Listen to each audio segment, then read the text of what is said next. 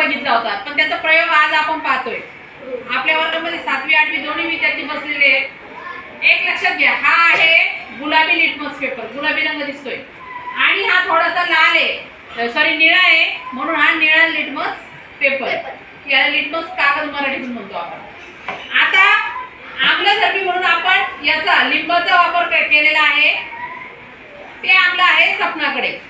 आणि थोडंसं मीठ क्षार म्हणून आपण आम्लारी धर्म म्हणून आपण तो रंजनाकडे टाकला. आता मी काय केलं बघा, उरलेला लिंबू यामध्ये पिळून ठेवला, म्हणजे हे पाणी झालं आम्लधर्मी. कोणतं पाणी झालं? आम्लधर्मी. आता मी काय करणार, याच्यामध्ये पाणी आणि मीठ दोन्ही काय करणार आहे, मिक्स करणार आहे.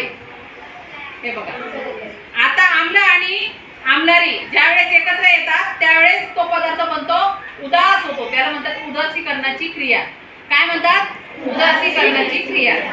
आता मी काय करणार बघा, या दोघींकडे पहिले गुलाबी लिटमस कागद देणार आहे, आणि या दोघी काय करतील, त्या द्रावणामध्ये, याला द्रावण म्हणायचं, काय म्हणायचं? द्रावण. लिंबाच्या द्रावणामध्ये आणि मिठाच्या द्रावणामध्ये या दोघी जणी तो कागद बुडवतील. आता याच्यामध्ये बदल होतील.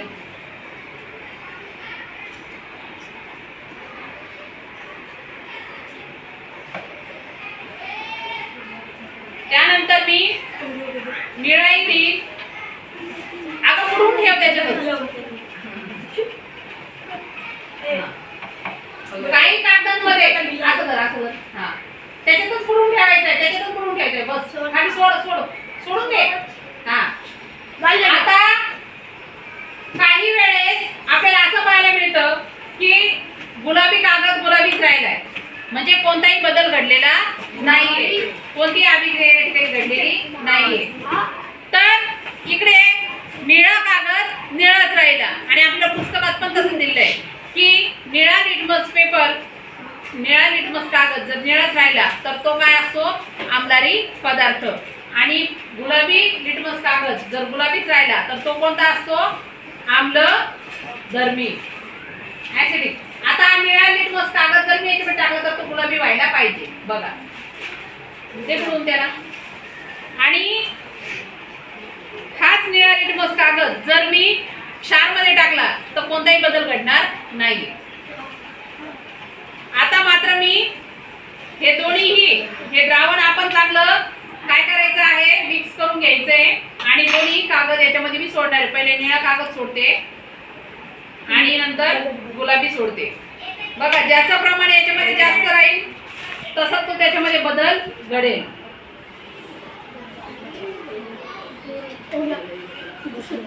हे बघ, गुलाबी पेपर गुलाबीच राहिलाय, हा पण गुलाबीच राहिलाय. तिकडे काय झालं, निळा पेपर बघा, एक पेपर गुलाबी एक पेपर निळा दिसेल. इथे दोन्ही पेपर आपल्याला कसे बघ, एक एकदम फेंट झालेला आहे,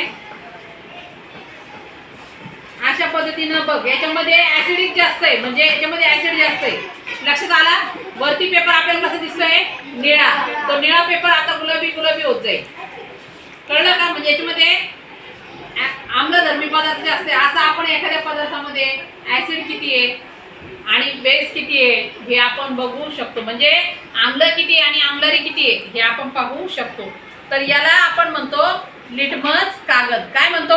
लिटमस कागद. आणि हा आहे आम्लधर्मी लिंबू, आणि हा आहे आम्लारी धर्मी मीठ. ठीक आहे. तर अशा पद्धतीने आपण आम्ल आणि आम्लारीची ओळख केलेली आहे. प्रत्येक विद्यार्थ्याला एक एक गुलाबी आणि निळा लिटमस कागद देण्यात येईल. प्रत्येकाने आपल्या घरी अगदी साध्या पद्धतीने हा छोटासा प्रयोग करायचा आहे. ठीक आहे.